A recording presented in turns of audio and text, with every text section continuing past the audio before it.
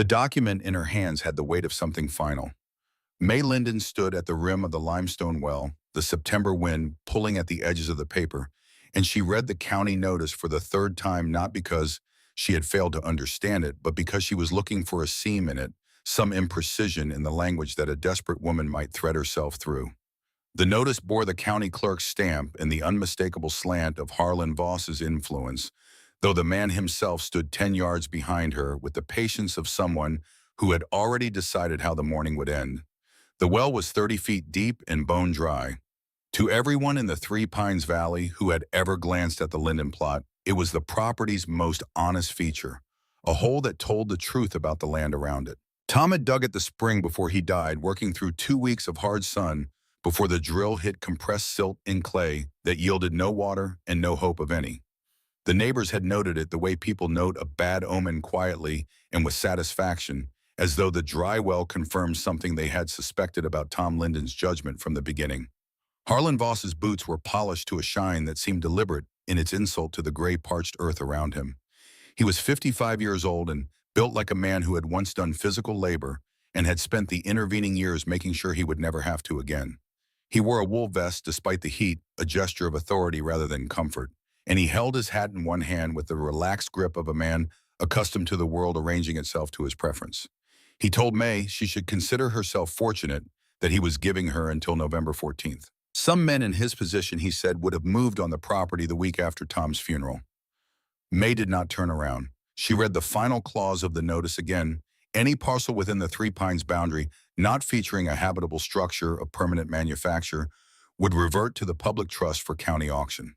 She folded the paper once, then again, along its original creases and tucked it into the pocket of her work apron.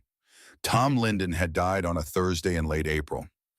He had been transporting a load of cut lumber across the north pasture on the wagon they had borrowed from the Hensley family lumber he had purchased on credit from the mill in Caldwell, lumber intended for the farmhouse he had drawn plans for on the backs of seed catalogs and spread across the kitchen table on winter evenings, while May watched and asked questions and gradually came to understand that her husband was a man who dreamed in dimensions.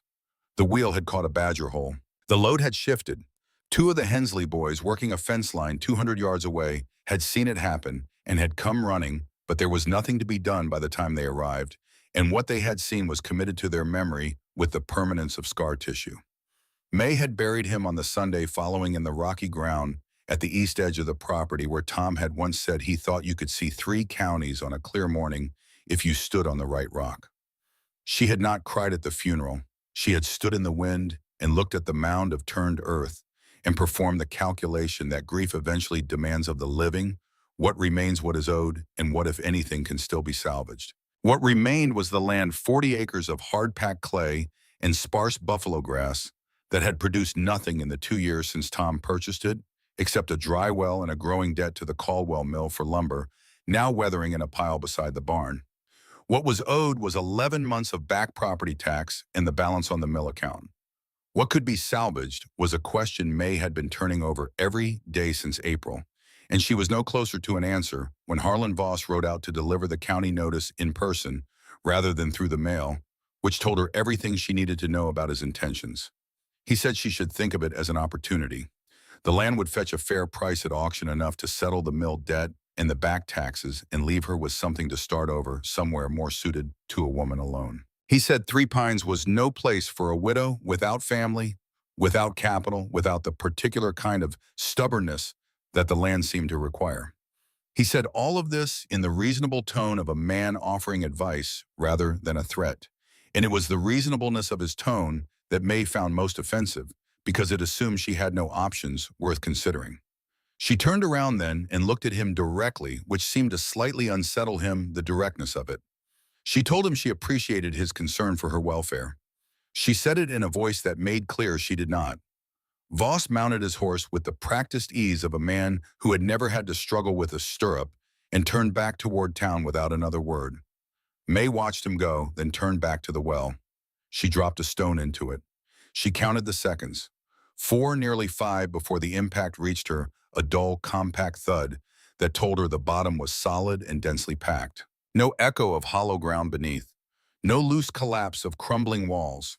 The previous owner, a man named Garvey, who had sold to Tom and retreated to Kansas with what little he had left, had lined the first 8 feet of the shaft with fieldstone mortared in place, an act of basic engineering pride that had preserved the upper section against surface erosion and the freeze-thaw cycle.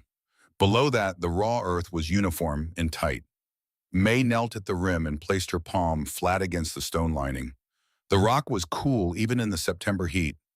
Her father had told her once during a survey trip she had accompanied him on when she was 11 years old, walking beside him across a stretch of Nebraska bottomland while he took gradient readings for the railroad, that the surface of the world was a frantic and unreliable thing, subject to every mood the sky chose to inflict upon it.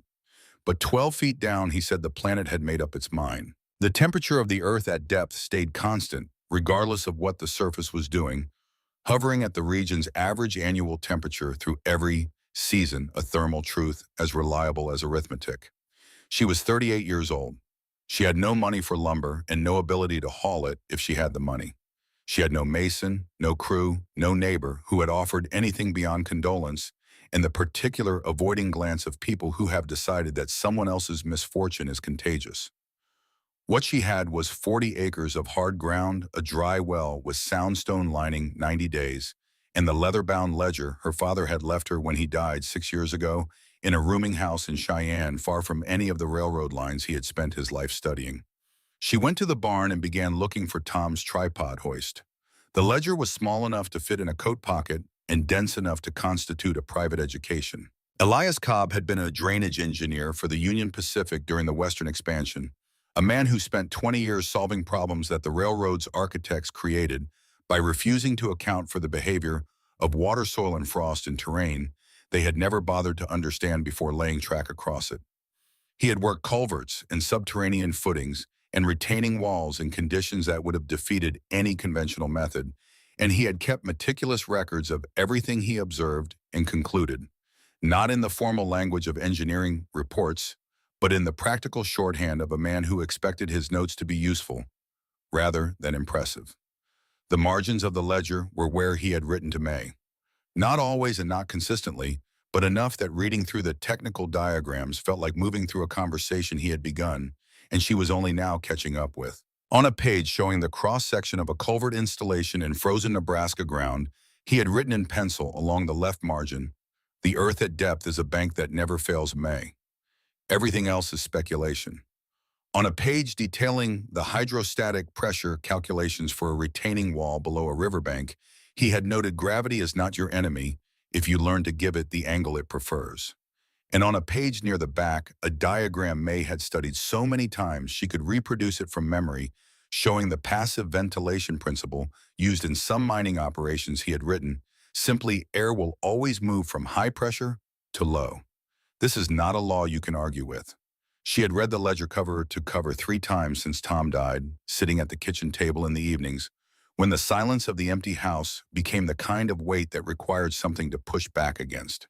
She was not trained as an engineer. She had attended school through the age of 16 in a one-room building outside of Salina, Kansas, and everything she knew beyond that had come from her father's explanations during the years she spent following him to work sites and from the ledger he left behind. But she understood the principles, the way a person understands the rules of a landscape they have walked through many times, not theoretically, but in the body as something that made sense before she had words for why.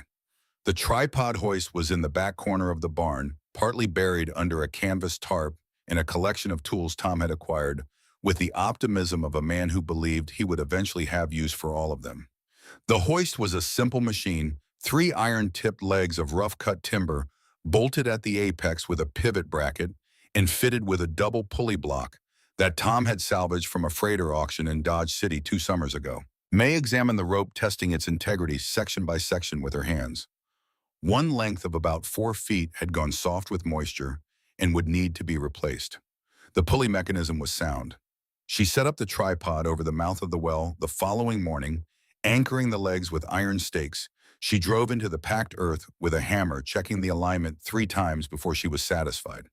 The double pulley would give her a 3-to-1 mechanical advantage, meaning she could lift 100 pounds of excavated earth while pulling with approximately 35 pounds of force. Her own hands could manage that sustain for hours. Her own back could not have managed 100 pounds direct hauled even on a strong day, and she had not had a strong day since April. She did not begin excavating immediately. She spent the first 3 days observing. She walked the perimeter of the property twice each morning, watching where the light fell and at what angle, watching where the wind moved and where it was blocked by the natural topography of the land.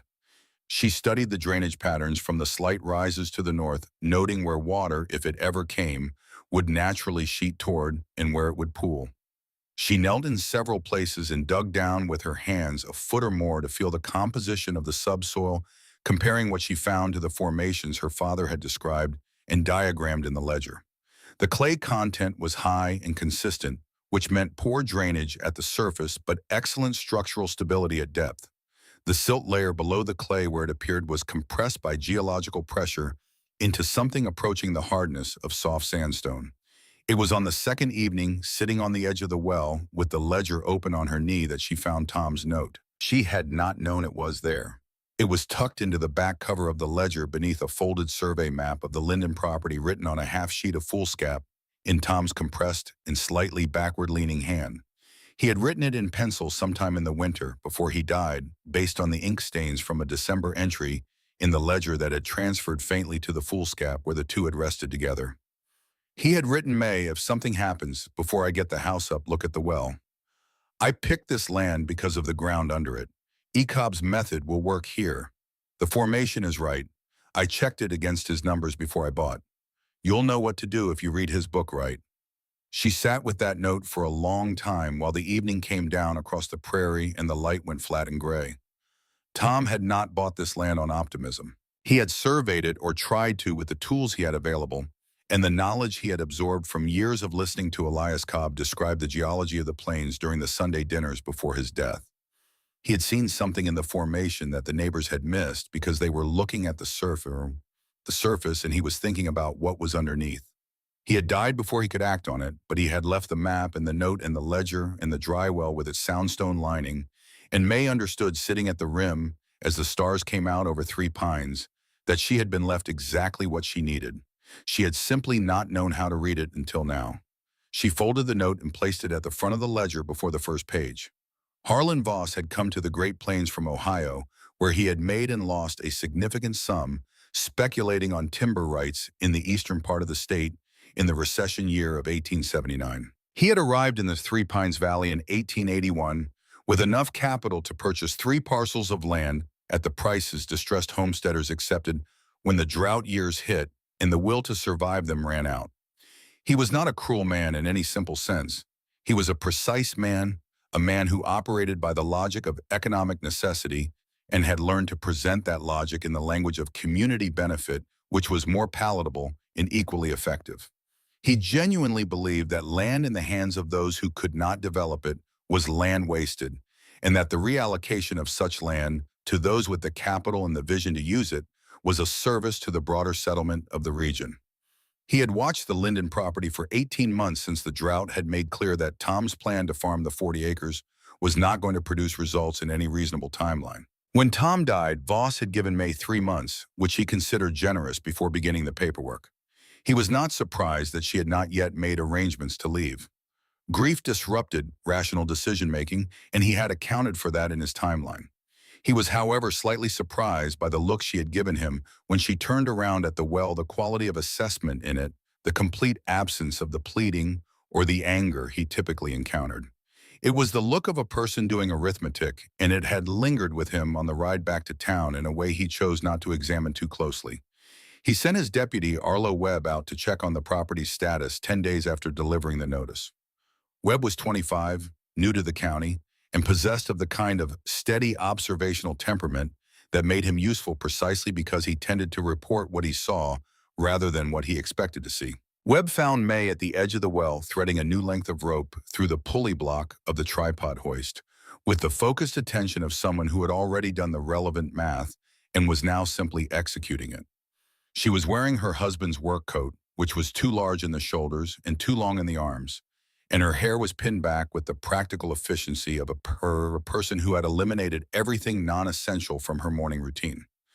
Webb approached and watched her work for a moment, and then because Voss had sent him to assess rather than to assist, said something about breathing through a straw and the absence of gold or water at the bottom of a dry hole. She did not look up from the rope. Her reply came without inflection, the kind of dismissal that is more final than anger, because it does not grant the other person the dignity of eliciting a reaction. The air is free, Mr. Webb. I suggest you save yours for the ride back. Webb rode back to town and reported to Voss that the widow was rigging a hoist over the well and appeared to be planning some kind of excavation. Voss asked what kind, and Webb said he didn't know yet, that she had not elaborated, and he had not asked a second time because something in her manner had made it seem like a second question would not improve his standing. Voss told him to go back in a week, and this time asked directly. May had not watched Webb right away. She had finished threading the rope and loaded the first bucket with the clay she had already loosened from the well's bottom with a short-handled pick, and she had pulled the load up, hand over hand, walked it to the growing mound of displaced earth 20 yards north of the well, and emptied it into the specific quadrant of the pile she had designated for subsoil. She had already begun sorting the excavated material by composition, because some of it she intended to use and she did not want to waste time later separating what she needed from what she did not. The physical reality of the excavation announced itself fully on the third day. Her hands, already rough from the past months of managing the property alone, began to develop new calluses and specific pressure points that corresponded to the rope's path and the pick handle's grain. The muscles along her forearms ached with a steady burn that she came to recognize as distinct from injury, the particular complaint of tissue being asked to do more than it previously had. She had no one to spell her. She worked until the light failed and then stopped what she had slept the deep and immediate sleep of the genuinely exhausted, and was at the rim again before full sunrise. She had calculated that she needed to expand the chamber at the bottom of the well from its current 4-foot diameter to at least 10 feet across in order to have functional living space. That meant displacing approximately 400 cubic feet of earth. 400 cubic feet hauled up 30 feet by a rope pulley, a bucket at a time. She did not allow herself to calculate how long it would take in absolute terms. She calculated instead how many buckets she could pull in a day at her current pace. Then she pulled that many buckets, and the following day, she pulled slightly more. By the end of the second week, the mound of pale clay beside the well was high enough to be visible from the road. Silas Croft noticed it on a Wednesday afternoon while driving his supply wagon back from the Hensley property, and he stopped the horses and sat looking at it for a moment before climbing down. Silas Croft was 50 years old and had the build of a man who had spent significant portions of his life underground. He had worked the coal mines of western Pennsylvania for 22 years before a partial ceiling collapse in the Connellsville Basin left him with 3 broken ribs and the conviction that he had used up whatever portion of luck God allocates to miners and that he should find a different application for his remaining years. He had come to Three Pines in 1878 and opened the dry goods store on the main road, and he had prospered modestly and lived quietly and retained, in the particular way of men who have survived dangerous labor, the habit of paying close attention to structural details that most people overlooked. He walked to the rim of the well and looked down into it, noting the geometry of the expanding chamber below, the way the walls had been relieved in an outward angle rather than cut straight down. He looked at the tripod and the double pulley and the rope May had repaired and the bucket sitting at the bottom of the shaft. He looked at the mound of sorted earth. He looked at May, who was standing at the base of the ladder inside the well, looking up at him with the patient expression of a person who has been observed before and found it neither useful nor offensive. He said the first heavy rain would turn the whole thing into a soup pot that she would drown in her own cellar. It was a reasonable concern, and he raised it reasonably, not with mockery, but with the genuine skepticism of a man who had seen underground spaces fail. May did not explain the drainage channel she was cutting into the soft shell layer 2 feet below her planned floor line. She did not describe the charcoal-lined sump she intended to build against the lowest point of the chamber wall to filter any seepage that made it past the drainage channel. She looked up at him from the bottom of the well and said with the perfect logic of a person who has no alternative, "The rain hasn't come in 3 years, Mr. Croft. I'll take my chances with the water if it means escaping the wind." Croft looked at the mound of earth again, then back at the well, He was quiet for a moment in the particular way of men who are reconsidering something they thought they had already settled. Then he climbed back on the wagon and took up the reins. But before he urged the horses forward, he turned and looked back at the well a second time. It was a small thing, that second look, but May noticed it from the bottom of the shaft, because she was the kind of person who noticed what other people did after they thought the relevant transaction had concluded. On the eighth day of excavation, the pick struck something that was not clay. The sound of it had traveled up through the handle and into May's palms before it reached her ears, a sharp ringing contact that was entirely different from the flat give of compressed silt.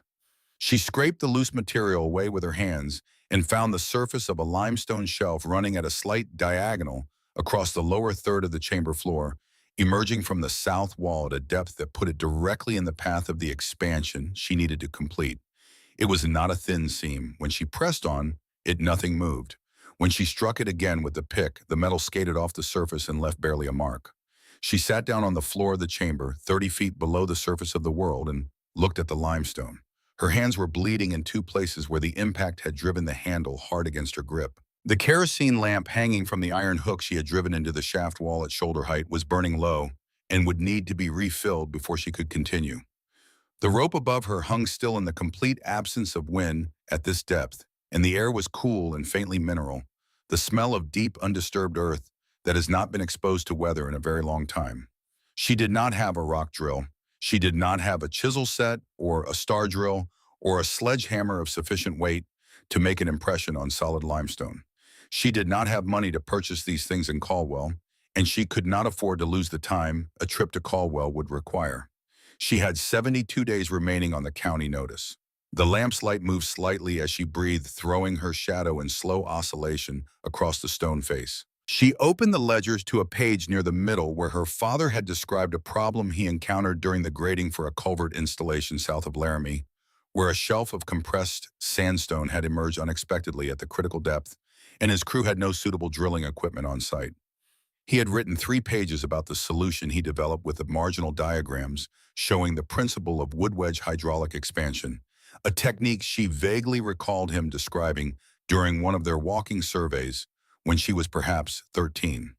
You drove hardwood wedges into the natural fissures in the rock face, soaked them with water repeatedly until the wood expanded with enough force to widen the crack, inserted additional wedges, and repeated the process over several days until the crack propagated far enough that the rock could be levered out in sections. The limestone shelf had fissures. She could see them in the lamplight, natural lines of structural weakness, running roughly parallel to each other at 3-inch intervals across the face. They were not wide enough to accept a wedge as they stood, but they were there, and rock that has fissures has already told you where it intends to break. She climbed out of the well, walked to the barn, and found the hardwood handle of a broken awl and the remnant of an oak pegboard Tom had used for hanging tools. She spent the afternoon splitting these into rough wedges with a hatchet, working on a flat stone outside the barn door. She had 11 wedges by evening, varying in size, which she assessed by feel and by eye against the fissure widths she had memorized from the lamplight. She drove the first wedges in the next morning and poured water over them from a bucket hauled up from the settlement's public well a mile east of the property. She drove them deeper with a mallet, feeling the fissures accept the expansion with the grudging resistance of material that has not been asked to change in a very long time. She did this again at midday and again at evening. The limestone did not move visibly, but when she pressed her palm flat against the surface and felt for vibration while she struck a nearby fissure with the pick, she could feel the internal stress of the expanding wood communicating through the rock matrix. On the evening of the second day, she drove a final wedge into a fissure that had widened measurably since morning and felt rather than heard a slow, deep tick in the stone beneath her hand.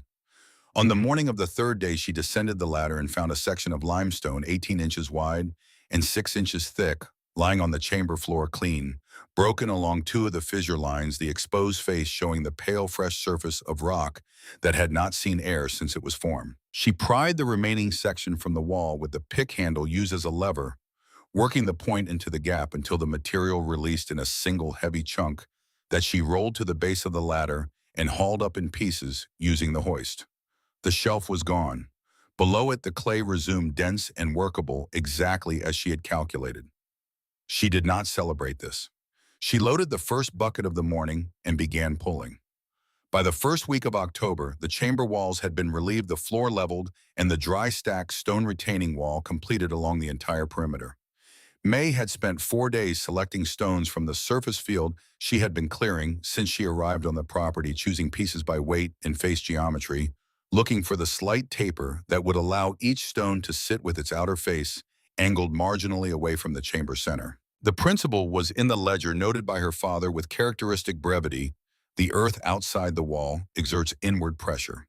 Angle each stone to redirect that pressure into the stone below it, and the wall locks itself. Add mortar, and you create a single rigid mass that fails at one point.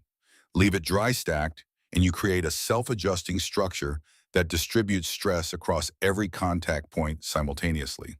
She had no mortar. She had 60 pounds of charcoal we had made herself in a shallow pit north of the barn by slow burning a cord of scrap wood under a clay cover. She packed this behind the lower courses of the retaining wall in a 6-inch layer between the stone and the raw earth, which would absorb the humidity that migrated through the soil before it could reach the chamber air. The ledger noted that mine operations in humid climates had used similar methods to prevent the condensation that made underground spaces uninhabitable. The ventilation system took 3 days to install and required more precision than anything else she had attempted. She cut a sheet of corrugated iron, salvaged from the mining camp, into a baffle the correct size to hang 4 inches below the mouth of the shaft, suspended on wire. She threaded through holes punched with a nail and hammer. The baffle's function depended entirely on its position too high, and it would not create the low-pressure differential that pulled stale air out. Too low, and it would restrict the intake flow below what the chamber volume required. She tested 7 positions by descending with a small piece of burning tinder and watching which direction the smoke moved when she held it near the shaft walls. The correct position announced itself clearly. The smoke moved upward toward the shaft mouth at a steady rate, neither too fast nor too slow, drawn by the pressure differential the baffle created as wind moved across the top of the well. The intake pipe was the buried section of iron conduit she had dragged across 2 miles of hardpan from the mining camp, cut to length with a hacksaw borrowed from Silas Croft's store on the pretext of needing it for fence repair, which was not entirely untrue since she had also repaired a section of fence. She dug the intake trench by hand, 6 feet deep, running 30 feet north from the chamber wall to the surface terminus, which she capped with a screen of woven wire mesh she made herself from salvaged baling wire. The air entering the chamber through this pipe would travel 30 feet of buried conduit warmed to the ground's constant temperature before it reached the chamber, arriving neither cold from the surface nor stale from the chamber itself, but at a stable intermediate temperature that required no mechanical assistance and no fuel. When she closed the iron hatch for the first time and sat in the complete stillness of the sealed chamber, she held a candle and watched the flame. It burned without a flicker for 30 seconds, then 40, then a full minute. Perfectly still. No draft, no cold seeping in from the shaft above. The thermometer she had found in Tom's kit read 54 degrees Fahrenheit. The air tasted of dry earth and the faint mineral sharpness of the limestone she had broken, and of the vaguely sweet smell of the charcoal packing behind the walls. She sat there for a long time, listening to the silence. Outside, the temperature on the surface was 68 degrees in the afternoon. Inside the chamber, where 30 feet of earth absorbed every variation the sky inflicted on the surface, it was 54 and would remain so reliably and without exception, regardless of what the world above chose to do. She thought about her father walking beside her across the Nebraska bottomland with his grade rod on his shoulder, explaining that the surface of the world was a frantic and unreliable thing. She thought about Tom's note tucked into the front of the ledger: "You'll know what to do if you read his book right." She thought about Harlan Voss's polished boots on the parched gray earth and the 14 days remaining before the county notice came due. Then she picked up the lamp and began to work on the ceiling plaster. The first frost hit the Three Pines Valley on the 20th of October, 2 weeks before the county deadline. May had been expecting it. The old-timers at the settlement's water well had been predicting it since early in the month based on the behavior of the cattle and the angle of the morning fog. The temperature on the surface dropped to 24 degrees overnight, and when May climbed out of the shaft at dawn to empty a bucket of excavated plaster waste, her breath hung in the air in thick plumes, and the water in the bucket she had left topside had a quarter-inch of ice across its surface. In the chamber, the thermometer read 53 degrees. She stood at the rim of the well for a moment, looking out across the valley. The grass was gray with frost, and the distant line of the settlement's buildings was just becoming visible in the early light.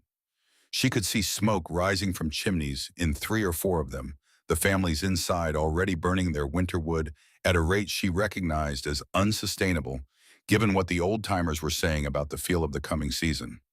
Below her, 30 feet down, nothing had changed. The earth remembered September and intended to go on remembering it for months yet.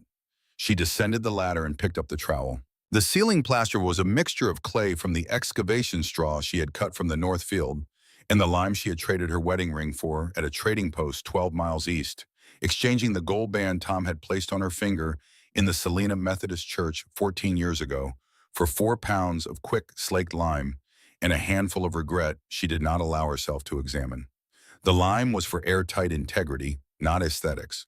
A porous ceiling would allow the chamber's humidity to cycle with the surface air, and condensation would follow. And condensation underground was the beginning of everything she was trying to prevent. She applied the plaster in 2 coats, smoothing it with a flat board she had shaped from a piece of the salvaged lumber working the surface until she could no longer feel any roughness under her palm. She was 3 days from completing the plaster when Webb came back. He came on a Tuesday morning, and this time he dismounted and stood at the rim and looked down for a long time without speaking. He could see the whitewashed stone walls below the geometric precision of the dry stacked retaining wall, the smooth floor, the lamp reflecting cleanly off a surface that had no right to be as finished as it was. He looked at the 2 iron pipes protruding from the ground at angles that suggested function rather than accident. He looked at the mound of sorted earth, larger now, still organized into its designated quadrants. He had a paper in his inside coat pocket that Voss had given him 3 days ago, a legal document prepared by an attorney brought in from the county seat 40 miles away, arguing that the term permanent manufacture in the county notice implied above-ground construction and that the county retained the right to define habitable structure in accordance with community standards. May should expect formal service of this argument at the county courthouse before November 14th. Webb looked at the paper in his hand, then at the well, then at May, who had climbed the ladder and was standing at the rim covered in the pale dust of limestone plaster, watching him with the expression he had come to associate with her, not hostile, not anxious, simply the face of a person with too much to do to waste attention on whatever was about to be said. He told her about the legal filing. He read the relevant clause aloud because he believed she had a right to hear it precisely rather than in his paraphrase. He folded the paper and held it out to her. She took it without looking at it and tucked it into her apron pocket beside the original county notice. Then she said, her voice carrying the same quality it always had, the flatness of a person who has already accounted for the variables she is being handed, "Does it affect the deadline?" Webb said it did not. The deadline was still November 14th. She nodded once and turned back to the ladder. Over her shoulder without breaking stride. "Then it doesn't change my schedule, Mr. Webb. You're welcome to note that in your report." Webb stood at the rim for another moment after she had descended. He took out his own small notebook, separate from the official deputy's log Voss reviewed on Fridays, and wrote down the date, the time, the condition of the chamber as he had observed it, in a description of the ventilation system's visible components. He had been keeping this private record since the second visit because something in the geometry of what May Linden was doing had engaged a part of his attention that official duty alone did not explain. He had grown up on a farm in southern Indiana and understood construction well enough to recognize when something was being built by someone who had thought carefully about what they were building. What was happening at the Linden Well was not desperation, or not only desperation, it was design. He closed the notebook and rode back to town, and for the first time since Voss had sent him out here, he did not look forward to the conversation that was waiting for him at the end of the ride. The last days before November 14th moved with a particular quality of time that May had experienced once before in the week before Tom's funeral, when the world had contracted to the specific and immediate. She plastered and sealed and reinforced and tested. She stocked the chamber with the dried goods she had been accumulating for weeks. Corn-dried beans, salt pork, hardtack, and 6 sealed clay jars of water drawn from the settlement's well and carried home on the wagon. She built the insulated hatch from 2 layers of salvaged iron sheet sandwiching a filling of dried prairie grass, fitting it to the shaft's mouth with iron hinges she had made herself from bent straps of the corrugated roofing material. When she closed it and pressed her hand to the inner surface, no cold came through. On the evening of November 13th, she descended the ladder for the last time before the deadline and sat in the chamber with the ledger open on the small desk she had built from stacked crates. The lamp burned without movement. The thermometer read 54. The air was dry and clean and carried no sound from the surface. She did not know if Voss's legal filing would carry weight with Sheriff Packard. She did not know if Packard was the kind of man who read documents carefully or the kind who deferred to the party with more money and more influence. She had prepared her argument with the same method she had applied to every other problem since April. Identify the relevant fact, find the supporting evidence, remove every element that could not be defended under examination. The county notice said habitable structure of permanent manufacture. It did not specify orientation. It did not specify material. It did not specify that walls must be vertical or that the entrance must face the sky. The chamber was permanent stone and earth and iron with no component that weather could remove. It was habitable. The thermometer proved it, the air quality proved it, the sleeping platform and the desk and the water stores proved it. She had lived in it for 6 days already, the longest stretch she had gone without sleeping in the farmhouse. She turned to the page in the ledger where her father had written about the stability of deep earth. She read it again, not because she needed to, but because the words were his, and reading them was as close as she could come to the conversation she wished she could have. Then she closed the ledger and placed it on the desk and blew out the lamp and lay down on the sleeping platform in the complete and absolute dark of a sealed underground space and waited for the morning with the focused stillness of a person who has done everything that can be done and is now prepared for what comes next. 30 feet down, the earth held its temperature and its silence, and May Linden breathed the steady air of a space she had pulled out of nothing but mathematics and the particular refusal to accept that the only options available were the ones someone else had decided to offer her. The morning of November 14th arrived without ceremony.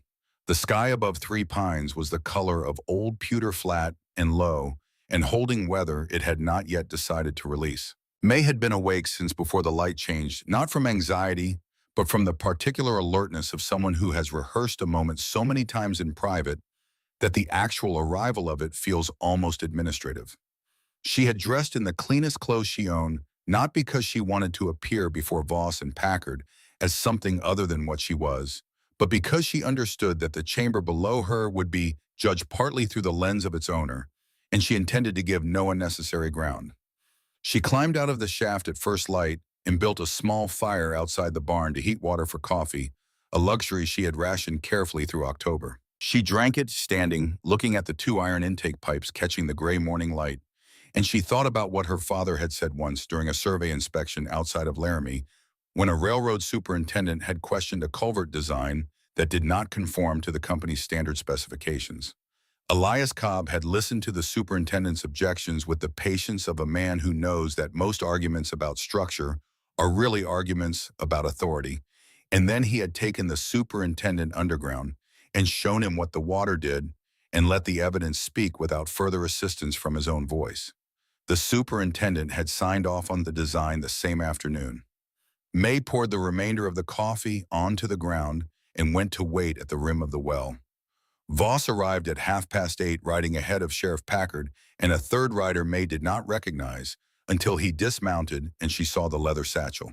The attorney from the county seat was a lean man in his mid-40s named Gideon Marsh, who wore a coat that was too fine for the plains and carried himself with the particular confidence of someone who had spent his career winning arguments in rooms where the other party could not afford equivalent representation.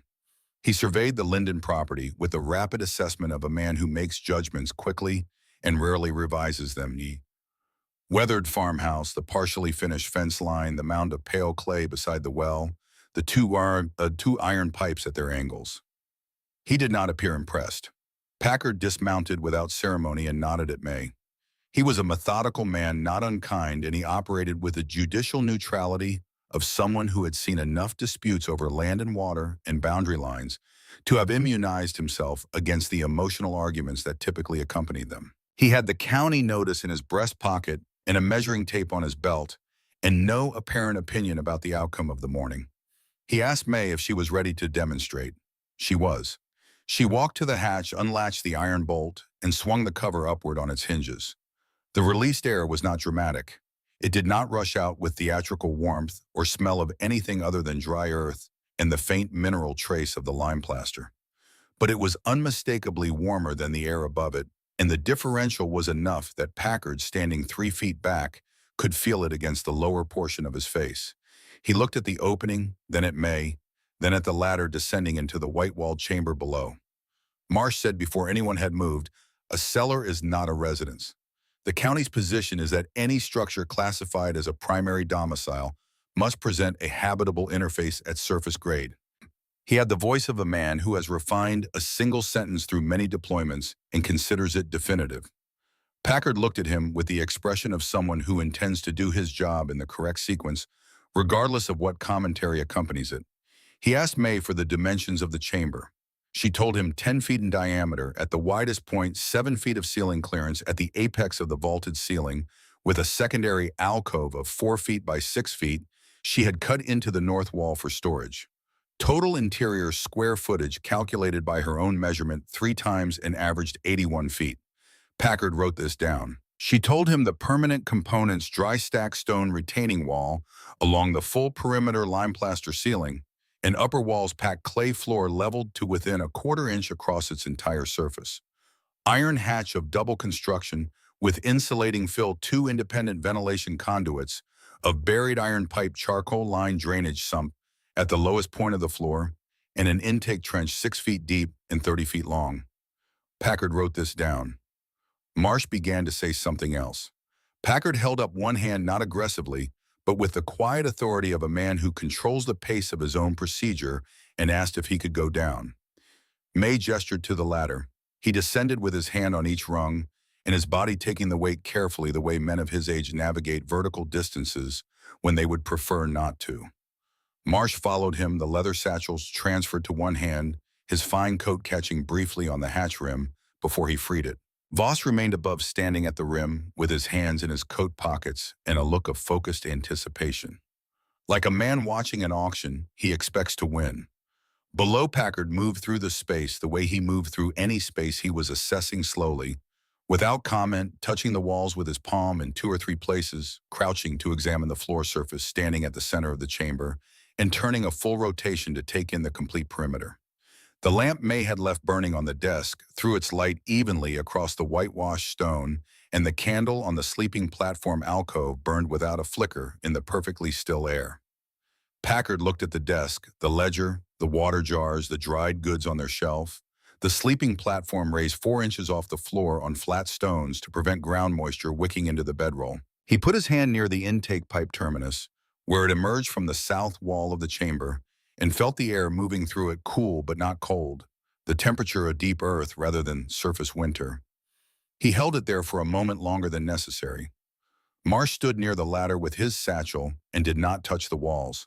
He looked at the ceiling, which was intact and smooth and showed no staining, no crack, no evidence of settling.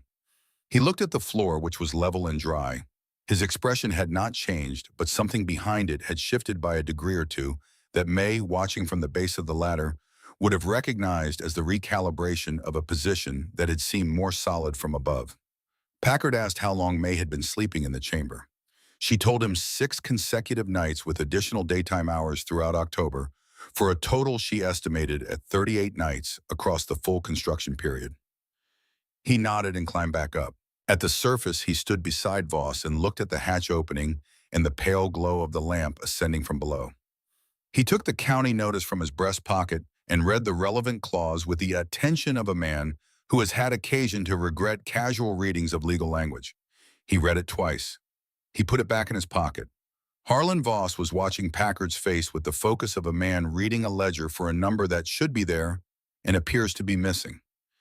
He said the structure was a cellar. He said it with the confidence of someone who had deployed this argument privately many times and found it satisfying. Packard's response arrived without particular emphasis, which made it more final than if he had worked to deliver it. "It's a house, Voss. It has a door. It has air. And based on what I just walked through, it's considerably more sound than a number of registered structures in this county. The deed stands. The attorney Marsh had climbed back up during this exchange and was standing slightly to one side with the neutral expression of a professional who has been paid to make an argument and has made it and does not consider the outcome a personal matter.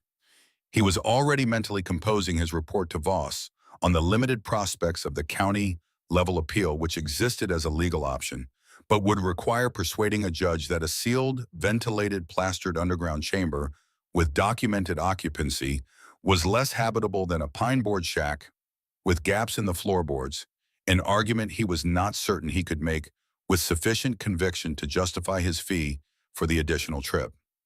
Voss looked at May. The satisfaction she had expected to feel at this moment was not present in the form she had imagined during the weeks of construction. What she felt instead was something cleaner and less complicated, the specific relief of a calculation that is proven correct. She said, looking at Voss directly, "The law says habitable structure. It doesn't say which direction it has to face. This home won't burn in a fire, won't blow away in a cyclone, and won't freeze in a blizzard. Can you say the same for your office?" Voss's jaw moved slightly. He looked at Packard one more time, received nothing useful from the sheriff's expression, and turned toward his horse.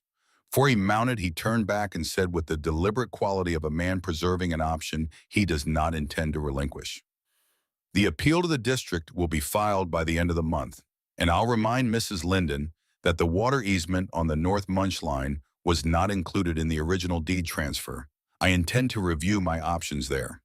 He rode away at a pace that was controlled rather than hurried, the pace of a man leaving rather than fleeing. Packard stayed long enough to record the property's coordinates and the chamber's dimensions in his official log. He told May he would note the structure as a registered primary domicile in the county record, which would require Voss to pursue any challenge through the district court rather than through county administrative process, a significantly higher and more expensive bar. He said this without elaboration, and May received it the same way as information rather than comfort. Comfort was not what either of them was in the business of providing. After Packard rode away, May stood at the rim of the well and looked at the water easement that ran along the north fence line, the shallow trench that connected the Linden property to the creek-fed supply line Voss controlled. She had known about the easement clause since October, when she had finally read the original land transfer documents Tom had stored in the tin box under the farmhouse floorboards. She had been hoping Voss would not remember it or would consider the legal victory sufficient and move his attention elsewhere. He had not.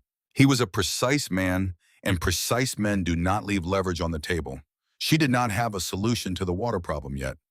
She filed it in the part of her mind where unsolved problems waited for the data that would resolve them, and went back down the ladder to resume the work of living.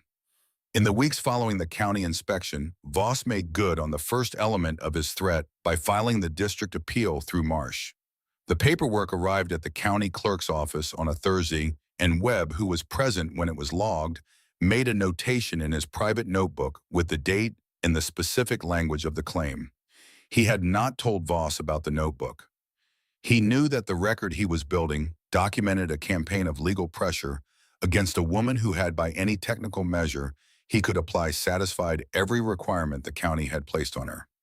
May received notice of the district appeal through a letter delivered by the mail rider on a Saturday. She read it at the kitchen table in the farmhouse where she still cooked and managed the property's surface functions, and she placed it beside the previous county notice and Tom's note and the survey map in a growing collection of documents that represented the full external architecture of her situation. The district hearing had been scheduled for approximately 10 weeks out. 10 weeks was enough time for a great number of things to happen in either direction. She went back to the chamber and continued the work of winter preparation.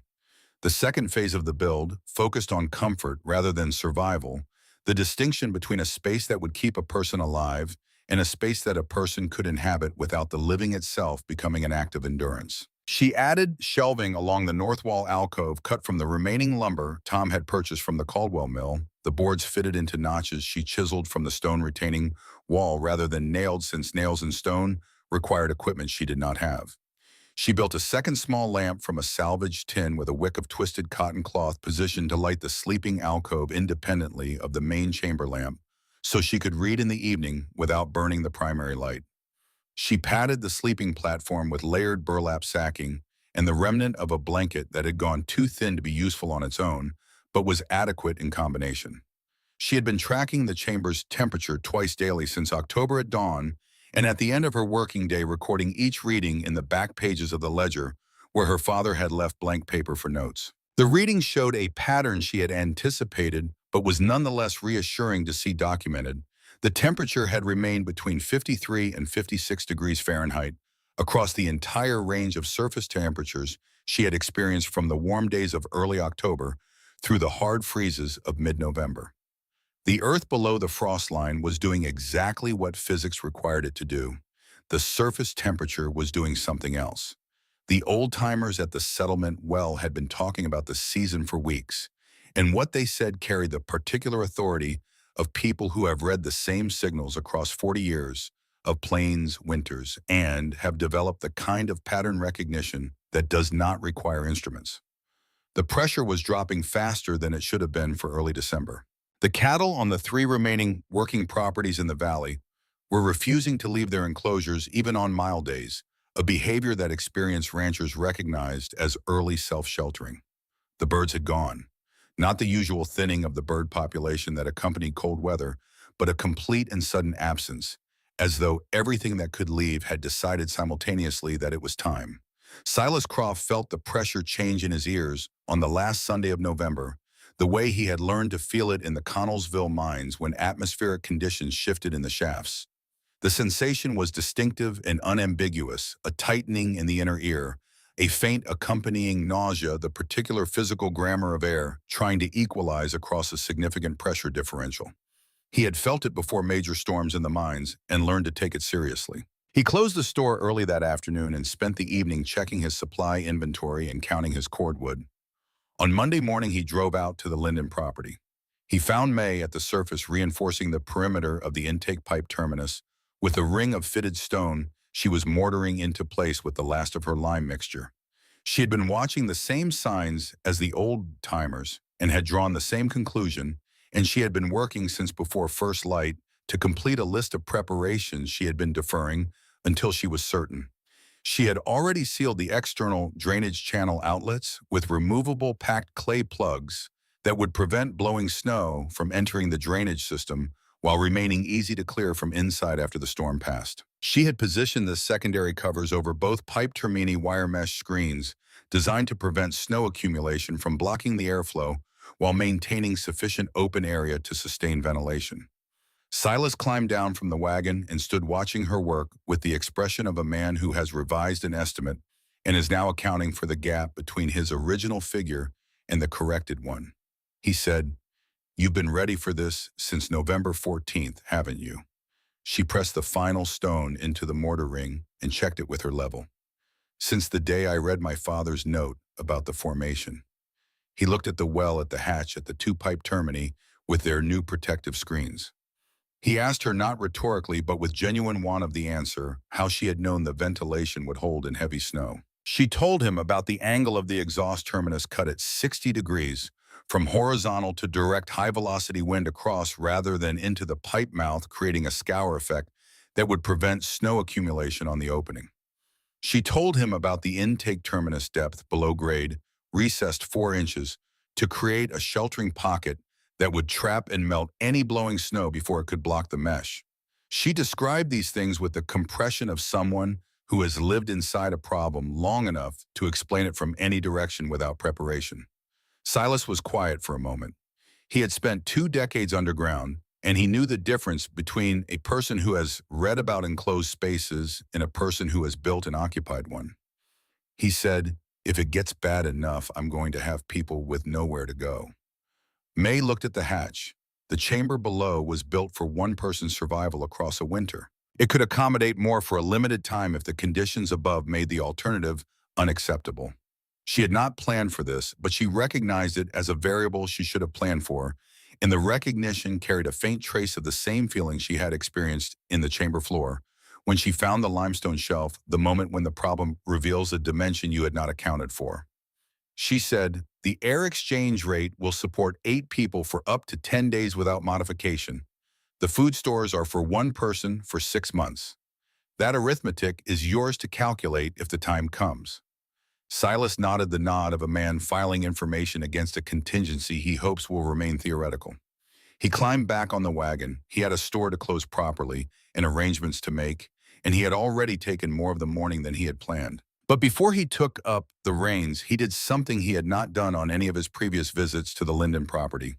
He looked at the well and its iron hatch with the direct evaluating gaze of a man deciding whether a structure is sound enough to trust his life to. Whatever conclusion he reached, he kept it to himself. He drove back toward town, and May descended the ladder and latched the hatch and began the final inventory of her winter stores by lamplight. The storm announced itself on the 2nd of December through a pressure drop so sharp and sudden that 3 people in the Three Pines settlement experienced it as physical pain, a popping sensation in the ears, accompanied by a brief vertigo. The sky to the northwest had been building since morning, a bruised purple mass that moved with the deliberate menace of something that has already decided what it intends to do and is no longer interested in ambiguity. The temperature fell 20 degrees between noon and 2 in the afternoon, and by 3 o'clock, the first wind had arrived, not the gradual increase of a standard winter approach, but the full-speed initial blast of a storm that had been building across the open plains for 3 days with nothing to slow it. The snow that accompanied this wind was not the wet, heavy snow of the eastern winter, but the crystalline near powder of the high plains at extreme cold particles, so fine and so numerous that they did not so much fall as simply occupy the air, reducing visibility to a matter of feet within the first hour and to nothing within 2. The wind driving these particles reached 60 miles an hour before dark and would not fall below that for the next 4 days. May was already in the chamber when the full force arrived. She had descended at 2:30 when the pressure drop told her what was coming with the precision of a barometer, and she had pulled the hatch shut and thrown the iron bolt before the visibility dropped enough to make surface work dangerous. She had, in the last 20 minutes before sealing done, one final thing. She had climbed to the roof of the farmhouse barn and freed the hasp on the upper vent louvers so the barn's interior would not pressurize and split its walls if the storm created the kind of sustained wind load that played tricks on sealed structures. It was a 10-minute task that she had noted in her preparation list back in October, the kind of task that was easy to forget and catastrophic to neglect. Below the sealed hatch, the storm's arrival registered as a change in ambient sound, a low continuous frequency that the earth transmitted as vibration rather than noise felt in the soles of the feet and the base of the spine more than heard through the ears. It was the geological equivalent of distant thunder. The planet's own material translating the violence above into something slower and more fundamental. The lamp flame did not move. The thermometer held at 54. She ate a measured portion of dried corn and salt pork and drank one of the water jars down to the mark she had scratched on its side to track daily consumption. She read by lamplight for 2 hours, working through a section of the ledger she had not examined closely before her father's notes on the hydrostatic properties of compressed clay under varying moisture conditions, which she had originally skipped as outside her immediate application, but which she found herself now reading with the attention of someone whose relationship to underground spaces had become personal enough to make every related technical detail interesting. It was on the second night that the ventilation problem she had anticipated and partially addressed made itself fully known. The exhaust pipe terminus, cut at 60 degrees and designed to create a scour effect in high-velocity wind, was functioning as intended. But the intake terminus, recessed 4 inches below grade, with its wire mesh screen, had developed an accumulation not of blown snow, but of a more insidious problem. The moisture from the chamber's exhaled air was condensing at the point where warm interior air met the supercooled pipe in the intake section nearest the surface, forming a thin ice plug that was gradually restricting the airflow. She could feel it in the subtle change in the flame's behavior, a very slight, almost imperceptible increase in its motion as the pressure differential shifted to compensate for the reduced intake volume. She had not built a solution to this problem into the design because she had not fully calculated the temperature differential at that specific junction under these specific conditions. Her father's ledger addressed condensation and ventilation systems in general terms, but not this particular failure mode. She sat with it for 15 minutes, following the physics through each stage the way he had taught her to, starting from what was known and working toward what was possible. The solution was inelegant, but available. She needed to temporarily increase the heat output in the intake pipe section to prevent further ice formation, and the only way to do that without going to the surface was to reverse flush the pipe with warm air from inside the chamber. She took the secondary lamp and held it near the intake terminus inside the chamber, directing the heat from its flame into the pipe opening for a sustained period, forcing warm air into the intake section against the natural flow. It was a manual process that required 20 minutes of sustained effort and produced results she could verify only by feeling the airflow increase against her wrist held near the intake opening. When the flow normalized, she replaced the secondary lamp and climbed the ladder. The decision to open the hatch during a storm of this magnitude was not casual. She knew what was above the hatch, a world that had ceased to exist as a navigable space. She knew that the ice accumulation she needed to clear was outside the intake terminus recess, accessible only by putting her body into the storm for the time required to reach the pipe and break the ice free with the iron rod she had kept on the ladder for this possibility. She also knew that if she did not clear it, the restriction would worsen over the following hours until the ventilation system was no longer adequate for the chamber's air volume, and the problem that would follow from that was not immediately dangerous, but would become so over a period of days. She put on Tom's coat over her own, pulled the knitted hood low, and opened the hatch. The storm came in not as a rush, but as a weight, the pressure differential between the warm chamber and the screaming exterior, throwing a physical force against her that she had to brace against the ladder rungs to resist.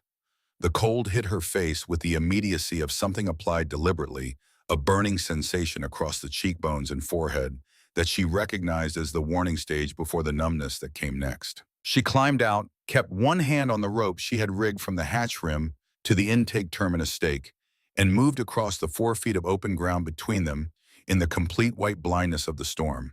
She found the terminus by feel, drove the iron rod into the recess, broke the ice accumulation free in 3 sharp strikes, checked the mesh screen with her fingers to confirm it was clear, and was back at the hatch in under 90 seconds from the moment she had opened it.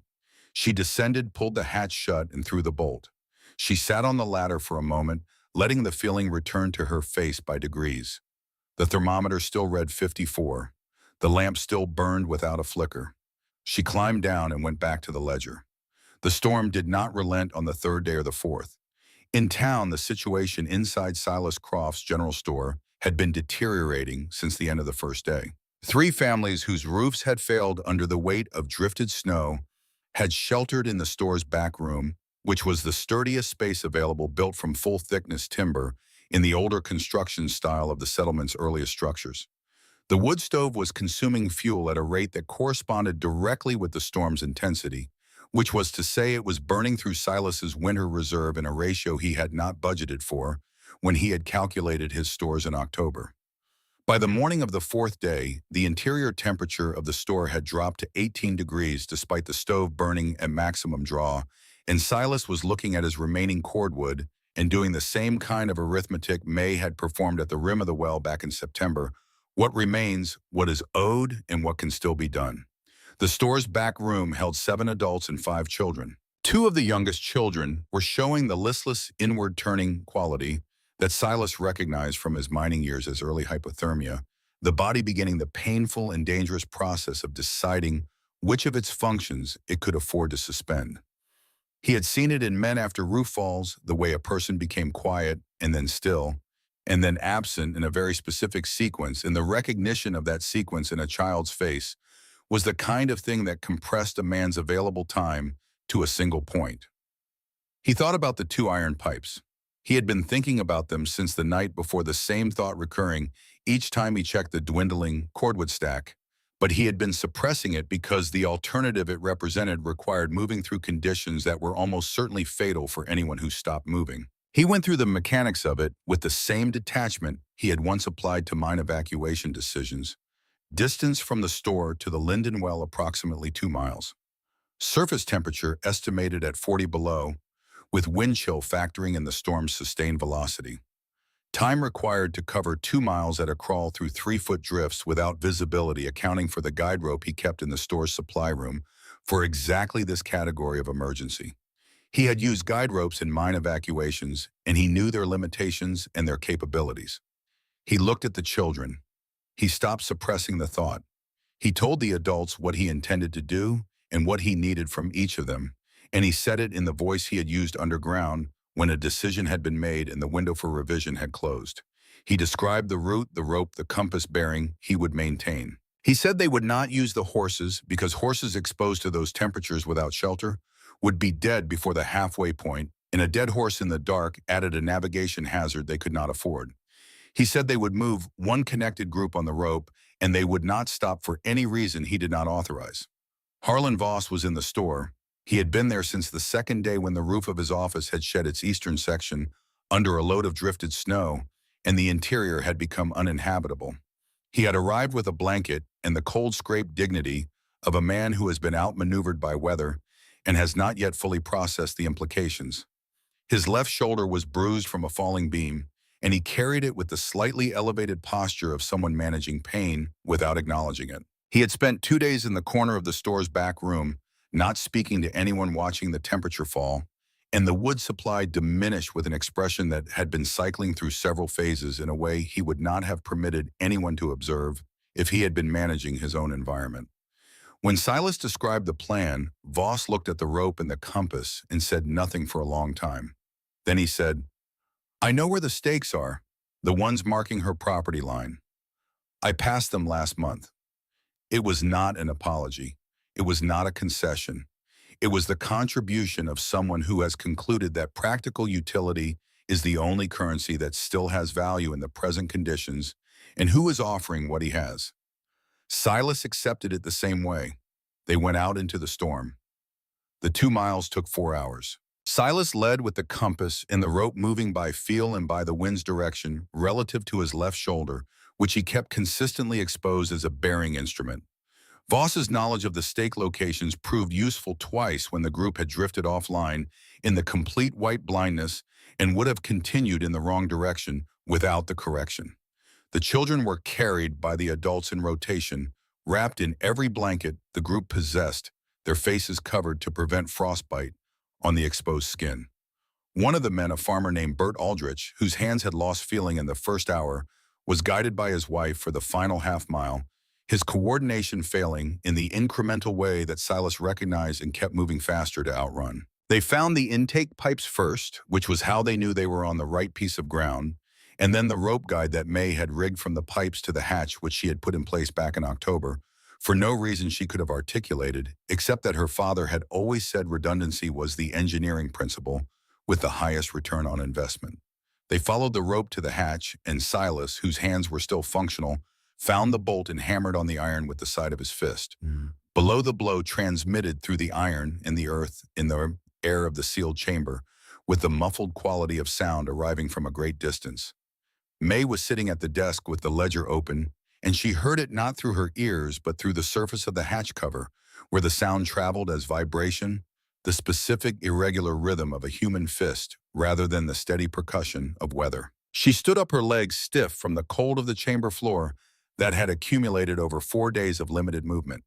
She climbed the ladder and felt for the temperature differential at the hatch rim, the thin cold air seeping around the seal, and she knew before she opened it that the surface was colder than anything she had yet experienced in this season.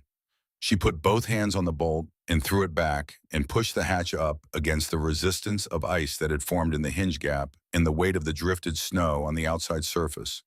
The world above the hatch did not look like a world. It was a moving white surface without dimension or reference point, a visual field that the eye could not organize into distance or depth. Out of it, close enough to touch, was Silas Croft's face encased in a mask of beard ice so complete that only his eyes were visible, narrowed against the snow particles that traveled horizontally at this altitude above the ground. Behind him, shapes that were people were becoming stationary in the snow, in the particular way that meant the margin was very thin. She grabbed Silas by the collar of his coat with both hands, the wool stiff with ice, and hauled him toward the opening. Her voice carried above the wind because she pitched it at the frequency she had learned from watching her father give instructions to railroad crews, in noise low and flat and projected from the chest rather than the throat. Down the ladder, one at a time. Move. The transition from the storm to the chamber was a physical event rather than simply a change in environment. Each person who descended the ladder passed through a temperature differential of nearly 100 degrees Fahrenheit in the space of 30 feet. and the body's response to this was involuntary and immediate. The clenching of cold, stiffened muscles releasing all at once, the rush of circulation, returning to extremities, with a burning that preceded the relief, the involuntary sounds that people made when the body recognized that it was going to survive the next hour and began allocating resources toward the future rather than the immediate present. Silas lay on the chamber floor and did not move for several minutes. Bert Aldrich's wife knelt beside her husband and held his hands between hers, talking quietly to him while the color returned to his face. The children were placed on the sleeping platform and covered with the chamber's blankets, their small bodies warming faster than the adults. The resilience of the young metabolizing the cold in a way that older bodies could not match. Harlan Voss came down last. He stood at the base of the ladder and took in the chamber, the whitewashed stone, the dry floor, the lamp burning without movement, the thermometer on the wall. He stood there for long enough that the others, occupied with their own processes of returning from the cold, did not notice him. He was not a man who examined himself publicly, and whatever he was examining in that moment, he kept between himself and the wall. May had already rebolted the hatch and was moving through the chamber's occupants with the methodical attention of someone assessing damage and available resources simultaneously. Aldrich's hands concerned her most. She had seen cold injury to the extremities, and she knew the window during which intervention remained useful. She found the spare sacking in the north alcove and wrapped his hands, carefully checking each finger with the pad of her own thumb for the waxy texture that indicated the deepest level of cold damage. The outermost two fingers of his right hand had it. She wrapped them separately and with more pressure, and told his wife what to watch for and what to do if the circulation did not return within the hour. She did all of this without explanation and without ceremony, and without the particular need to be acknowledged for it that stress sometimes generates in people. And when she was done, she sat on the crate at the desk and poured water from the remaining sealed jar or into the cup she used for cooking, and handed it to Silas, who was sitting up now, with his back against the south wall, and his beard slowly releasing the ice that had armored it into a spreading damp across his coat front. He looked around the chamber with the attentive assessment of someone who builds things for a living and is evaluating someone else's work against his own standard. He looked at the dry stack wall, the ventilation system, the ceiling plaster, the lamp that still had not flickered in the still air of a sealed room containing 9 people. He looked at May and the specific absence of desperation in her, the way she moved through the emergency with the confidence not of someone who had gotten lucky, but of someone who had built a margin and was operating inside it. He said, "How is it warm in here? You don't have a stove." She sat down across from him. She told him it was not warm precisely. She said the temperature in the chamber was 54 degrees, which was not warm by any conventional measure, but was warm relative to what surrounded them, and that the distinction mattered because the warmth was not being generated here, but preserved. The Earth at this depth retained the average annual temperature of the region, regardless of surface conditions, and what she had built was not a source of heat, but a container for heat that already existed 30 feet below the frost line in the geological memory of a summer that was 6 months past. She showed him the ledger, turning to her father's notes on geothermal stability, and she traced the diagrams with her finger while she explained the ventilation principle and the charcoal sump and the reason the walls were dry. She did not simplify it. He had 20 years of underground experience, and she recognized that he would understand the principles faster without the omissions she might have used for someone else. Voss, from his position against the far wall, was listening. He did not move or speak, but his attention was present in the quality of his stillness, the kind of listening that a person does when they are revising something they had considered settled.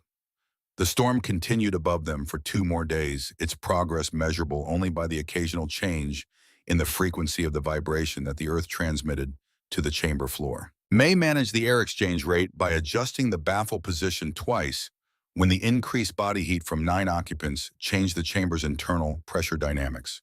She rationed the food with the precision of someone who has already calculated the consumption mathematics and knows exactly what the margin is. She kept the children occupied with her father's diagrams, explaining each one in terms a child could engage with, and the children asked questions that were better than most of the questions adults had asked her, because children have not yet learned to distrust information that contradicts their previous assumptions. On the sixth day, the vibration in the floor diminished and then stopped, and the quality of the sound at the hatch changed from the continuous roar of sustained wind to the irregular silence of aftermath. May climbed the ladder and pressed her ear to the hatch before opening it, a habit she had developed during the storm, and heard nothing that indicated active danger. She threw the bolt and pushed the hatch up against the weight of the drifted snow and emerged into a world that had been remade. The sky was the particular blue of extreme cold after a storm, saturated and clear and merciless in its brightness. The snow lay in drifts that had redrawn the topography of the valley in unfamiliar shapes, covering the fence lines and the road and several of the lower structures in town completely. The air was still and about 15 degrees below zero, and it carried no moisture, the dryness of deep cold that has wrung everything out of the atmosphere.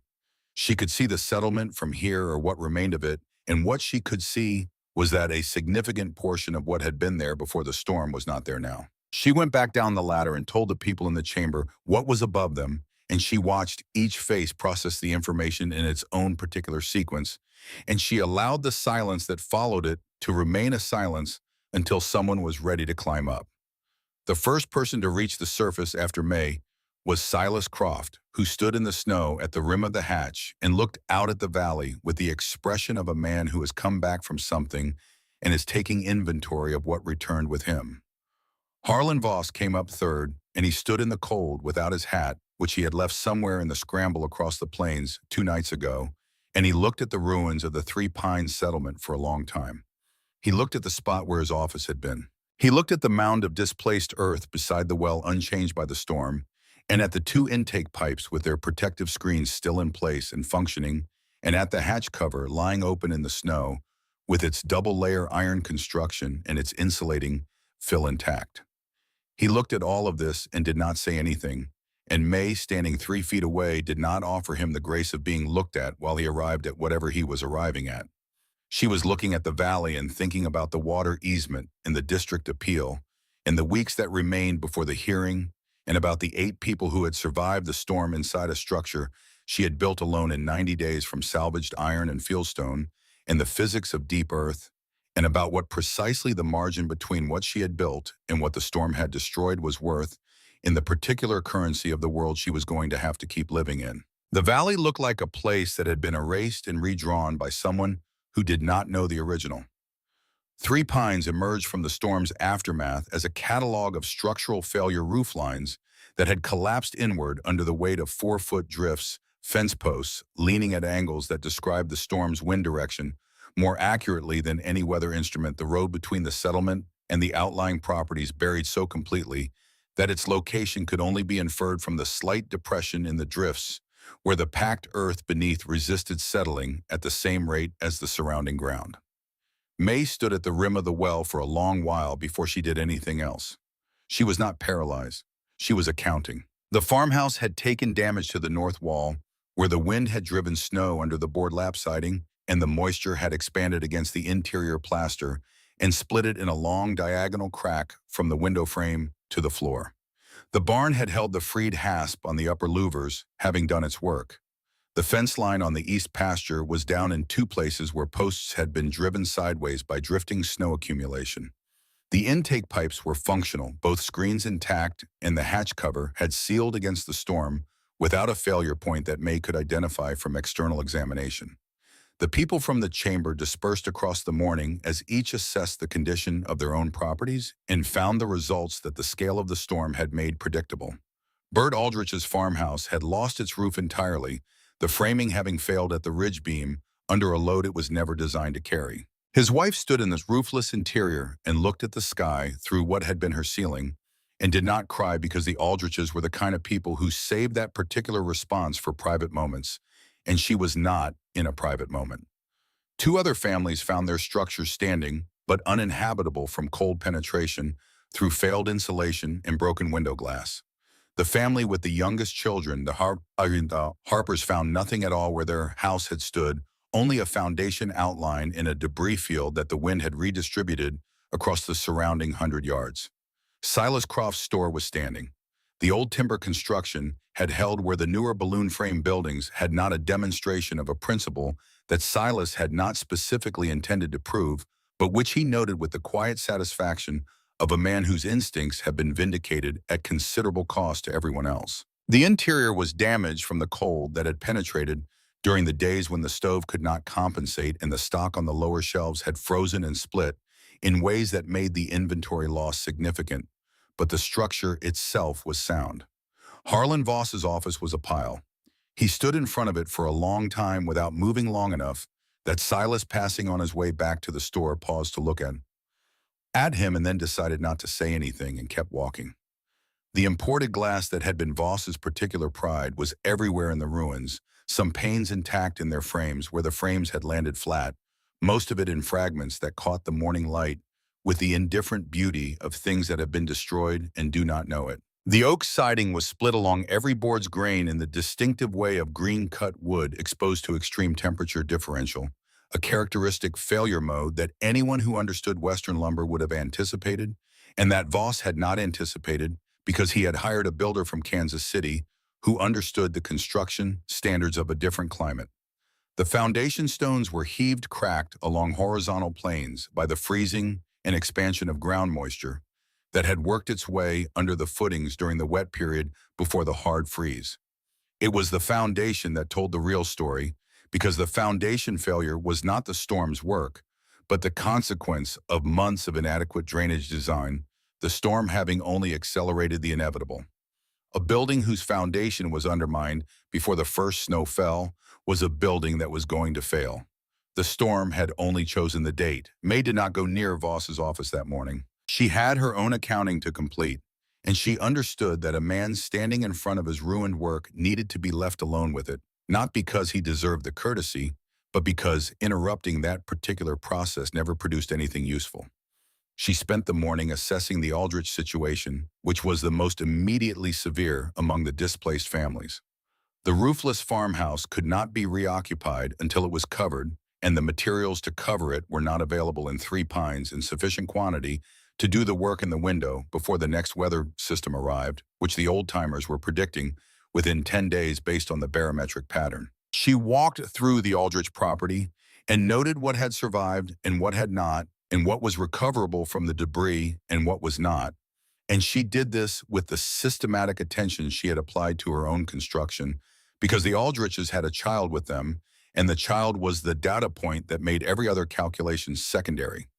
She did not go to Voss. Voss came to her. He appeared at the farm on a Thursday afternoon, 12 days after the storm ended, on a day when May was outside the barn repairing the east fence line. He was on foot, which meant he had walked the 2 miles from town, which was either a gesture of deliberate significance or a consequence of having lost his horse in the storm's aftermath. He was not carrying anything. He had a bruise on his left cheekbone that had gone from the purple of recent impact to the yellow-green of healing, and his coat was a different coat than the one he typically wore, being somewhere in the debris of his office. He stopped at the fence line and watched May work for a moment. She did not stop working.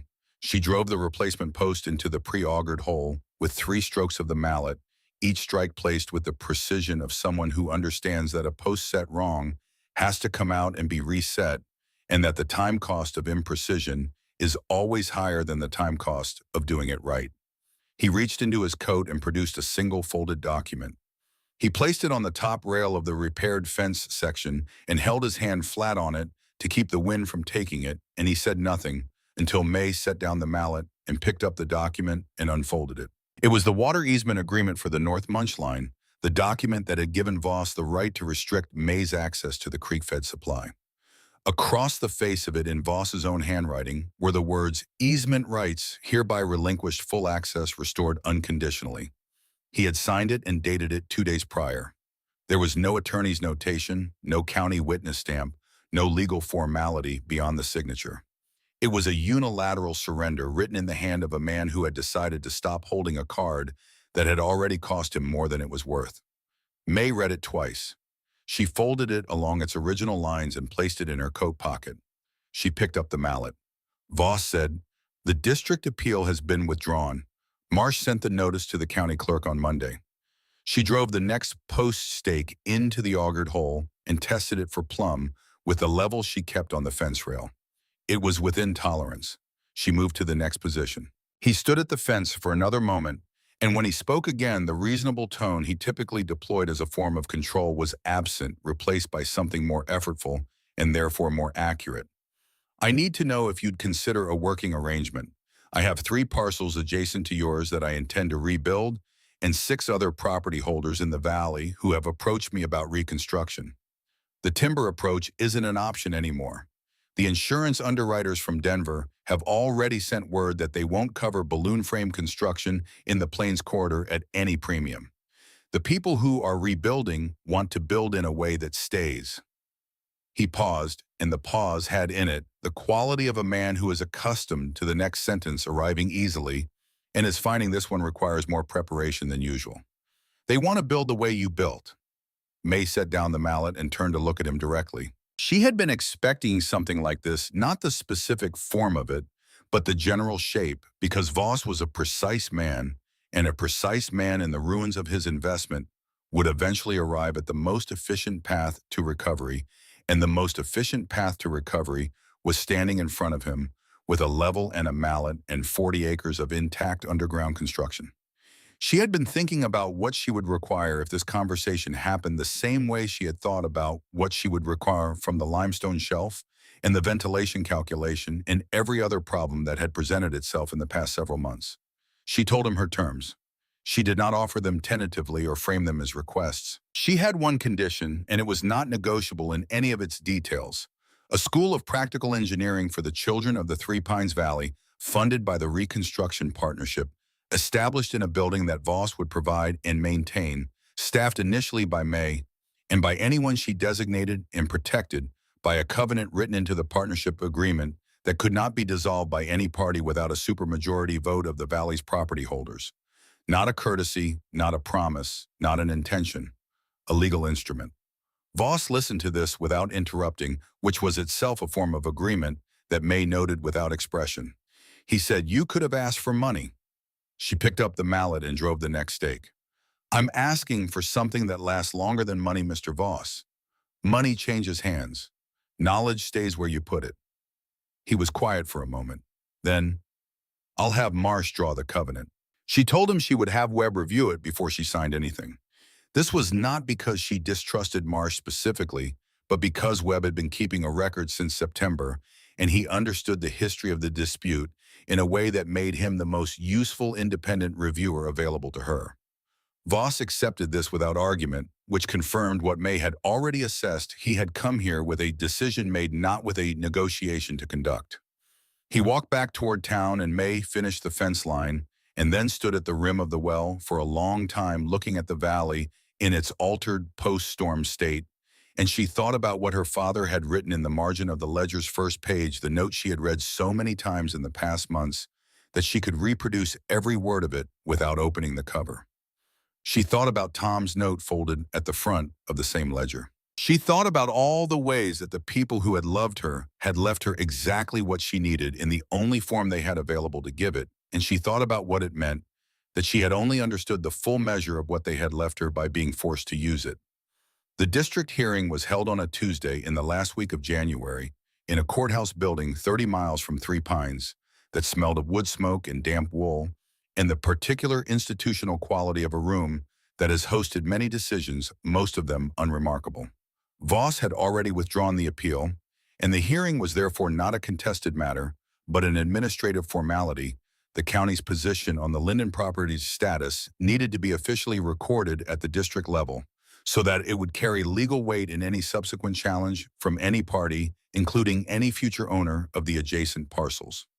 Sheriff Packard was present. Webb was present with his notebook, which he had been asked to bring by Packard after the sheriff had learned of its existence through the unofficial communication network that small settlements generate when they cannot afford formal institutions.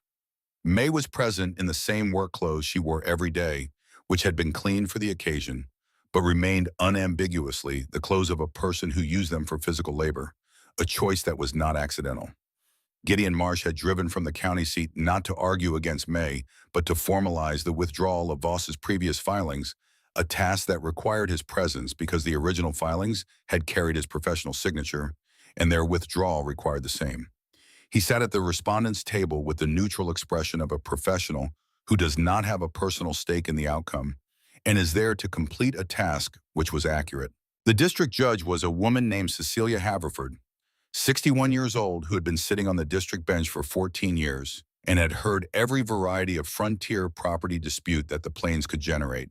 She had read Packard's inspection report, Webb's private notebook, which had been submitted as a supplemental record at Packard's request, and the technical specifications May had written out at Packard's further request in the 2 weeks before the hearing, a 12-page document that described the chamber's construction in sufficient detail that any competent engineer could reproduce it.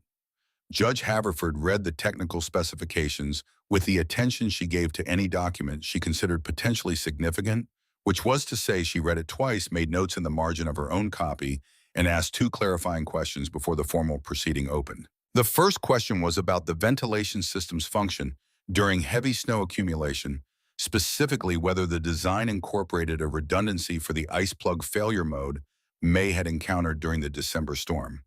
May described the manual clearing procedure she had used in the modifications she had made afterward, an internal heat flush mechanism using a repositioned secondary lamp that could be operated from inside the chamber without surface exposure. The judge wrote something in her margin. The second question was about the lime. Haverford had read the line in Webb's notes about the wedding ring and the trading post, and she asked about it not as a legal matter, but with the direct personal interest of a woman who recognized a particular kind of cost when she encountered it in a document. May answered briefly, and without the emotional coloring the question might have drawn from someone less practiced at containing their private accounting within their public presentation. She said the lime was necessary for the sealing integrity, and the ring was what she had available to trade for it. Haverford wrote something else. The formal proceeding took 40 minutes. At the end of it, Judge Haverford issued a ruling that went beyond what Packard had asked for. She ruled that the Linden Well Chamber constituted a habitable structure of permanent manufacture under county and district code, that this ruling applied retroactively from the date of Packard's initial inspection in November, and that any future challenge to the structure's legal status would require clear and convincing evidence of a specific code violation, with the burden of proof resting entirely on the challenging party. She further ruled that the county record should reflect the structure's designation as a novel construction type, specifically a subterranean primary domicile, and that the technical specifications May had submitted should be appended to the county's official construction reference, available to any property holder in the district who wished to consult them. She said this last part as though it were routine, which was the manner in which significant decisions were best delivered in her experience, because people received routine with less resistance than significance, and the result was the same either way. Webb wrote the date and the full ruling language in his notebook, and then sat for a moment looking at what he had written before he closed it. Voss was not present at the hearing. He was in Three Pines overseeing the initial survey of the 6 rebuilding sites, which was itself a form of presence at the hearing, the practical acknowledgement that the question had already been settled by the storm, and that the legal formality was simply the paperwork trailing behind an accomplished fact.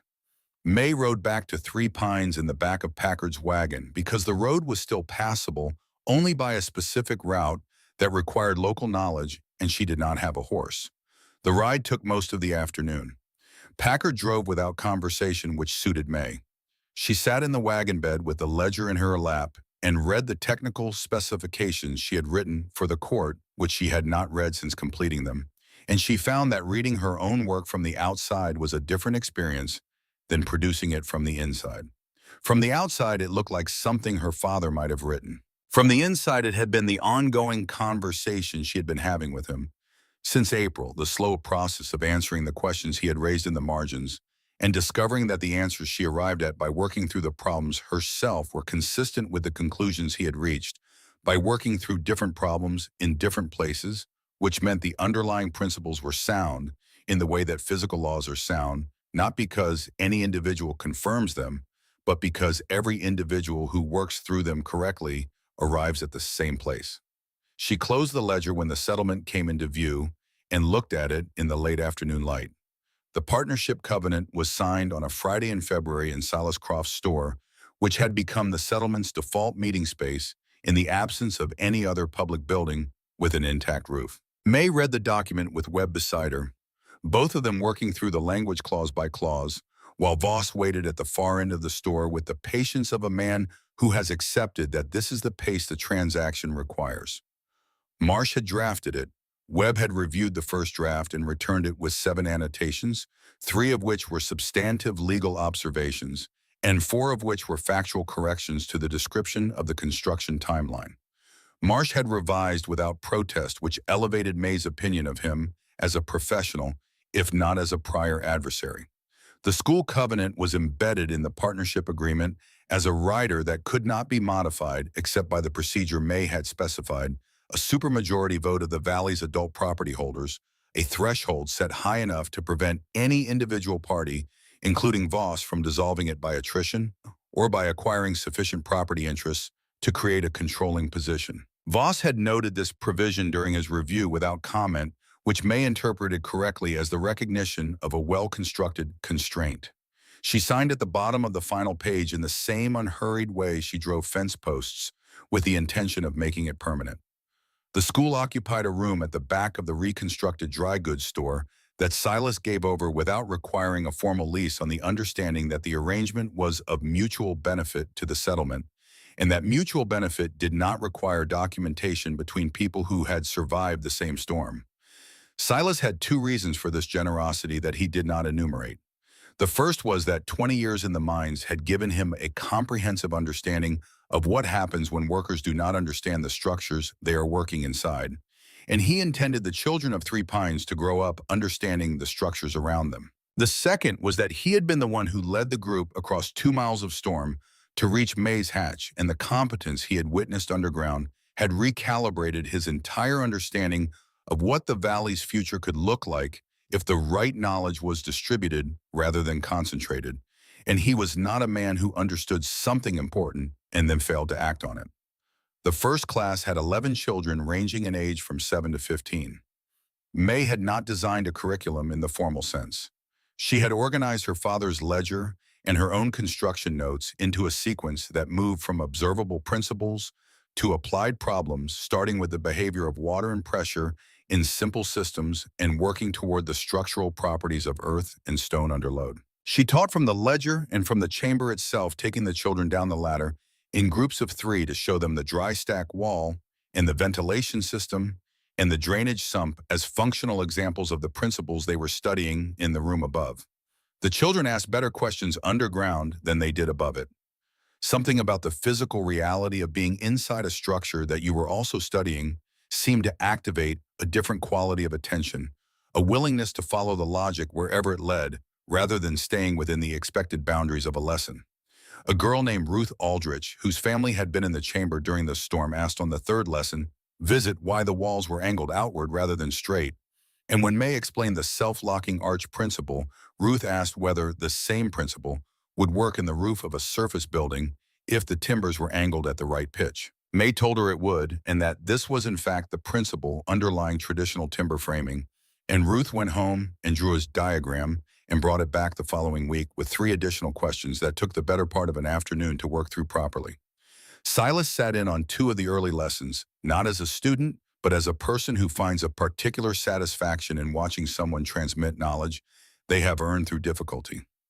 He had been thinking about the Valley's reconstruction in terms of the practical engineering problems each site presented, and he had begun to recognize that the knowledge May was building in the children was the same knowledge the Valley's reconstruction required, and that in 5 years or 10, those children would be the most qualified people in the Three Pines area to solve the problems the land kept presenting. He told May this one evening after the last student had gone home, and she looked at him with the expression she wore when she was testing a load-bearing calculation, assessing whether the structure was sound enough to place weight on. She said, "That's why I asked for the covenant, not because I won't always be here, because the knowledge should be." He did not have an answer for this that was equal to what she had said, so he did not offer one.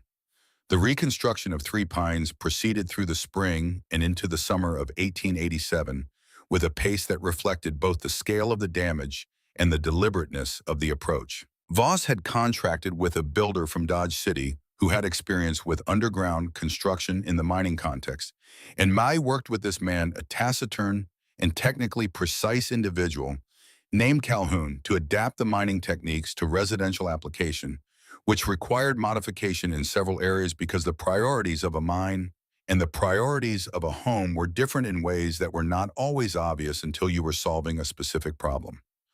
The primary challenge in scaling her single-chamber design to multi-room residential use was the ventilation system. A single chamber with one person's respiration load was a straightforward calculation. Multiple connected rooms with variable occupancy and variable heat generation from cooking required a branched ventilation network, and the pressure dynamics of a branched passive system were more complex than anything in her father's ledger. She worked through the calculations over 3 weeks in the evening, sitting at the chamber desk building the problem in stages the way Elias Cobb had built his culvert calculations, starting from the known variables and solving toward the unknown ones.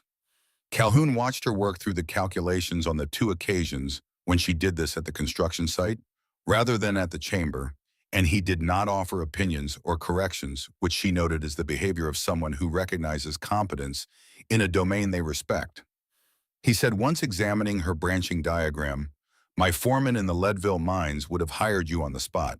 She told him the Leadville mines were 400 miles away and she had a school to run, and he nodded as though this were a completely satisfactory answer, which she supposed it was. The first 3 Linden design homes were completed by August, in time for the early autumn before the next winter season. They were built for the Aldriches, the Harpers, and a new family named Cranston, who had arrived in Three Pines in the spring specifically because word of the valley's reconstruction approach had reached them through the county land office, which had been receiving inquiries about the district's new construction standards since Judge Haverford's ruling had been noted in the Dodge City newspaper in February. Each home was modified from May's original design to suit the specific occupancy and terrain conditions of its site. The Aldrich home incorporated Ruth's roof pitch question into a timber-framed, above-ground kitchen annex that connected to the underground main living space through an insulated vestibule, the first hybrid design May had built, which worked better than the pure underground approach for a family that needed significant cooking space and natural light for food preparation. Ruth Aldrich was present for every stage of the kitchen annex construction and asked questions throughout that May answered without abbreviation. Voss's own replacement structure was the last to be built that season, and he made no input into the design beyond approving the site and the budget. He had developed the practice of allowing technical decisions to rest with the people who had earned the authority to make them, which was a significant adjustment from his prior approach, and one that he had arrived at not through moral reconsideration, but through the straightforward observation that his previous approach had cost him his office and nearly his life. He was still a precise man. He had simply recalibrated what precision required. He came to the Valley's end-of-season meeting in October, which May had established as an annual review of the construction program's progress and the school's curriculum development. He sat in the same room as Sheriff Packard and Webb and Silas, and the Aldriches and the Harpers and the Cranstons, and 7 other families who had various levels of involvement in the reconstruction, and he listened to May present the season's results with the focused attention of a man doing his own accounting alongside hers. The results were 3 completed homes, 2 foundations laid for the following spring, 11 children completing their first full year of the practical engineering curriculum, and a waiting list of 4 families from adjacent valleys who had requested information about the Linden design after the Dodge City newspaper item had been followed by a longer piece in the Kansas City paper that had been picked up by 2 of the larger Denver publications. The demand was extending beyond what Three Pines could supply, and Mace told the meeting directly that she did not intend to become a construction firm. She intended to train people who could build this way, and training people required a school, and the school was what she had asked for and received, and was not going to compromise by allowing it to become secondary to a commercial operation, even a beneficial one. Voss said from his chair in the second row, "What if the school trained builders, not just children?" She looked at him. He was proposing something he had not mentioned to her privately before the meeting, which meant he had thought about it on his own and decided to raise it publicly, which was a form of commitment more binding than a private conversation because it had witnesses. She considered it for a moment with the same process she applied to all structural proposals: identify the load, assess the support, calculate the margin. She said, "Adult apprenticeship alongside the children's curriculum. 6 months minimum. The school sets the standards, the covenant covers it. He said, the covenant covers it. The meeting recorded this as an amendment to the school program. Webb wrote it in his notebook. Packard wrote it in the official county meeting log. Ruth Aldrich, who had been allowed to attend on the grounds that she was 14 and had demonstrated sufficient engagement with the subject matter to make her presence useful rather than ornamental, wrote it in the small notebook May had given her at the beginning of the school year, and that she had been filling with diagrams and questions at a rate that exceeded the margins May had anticipated. In the spring of 1888, May began the second chamber. She had been thinking about it since the previous autumn, specifically since a conversation with Calhoun about the optimal depth for a secondary space connected to the primary chamber by a horizontal passage. The original chamber was intact and functional and had been continuously occupied for 16 months. Its temperature never varying more than 2 degrees from the 54-degree baseline in either direction, its ventilation system maintained without significant failure since the ice plug incident during the December storm. She was not building the second chamber because the first had failed.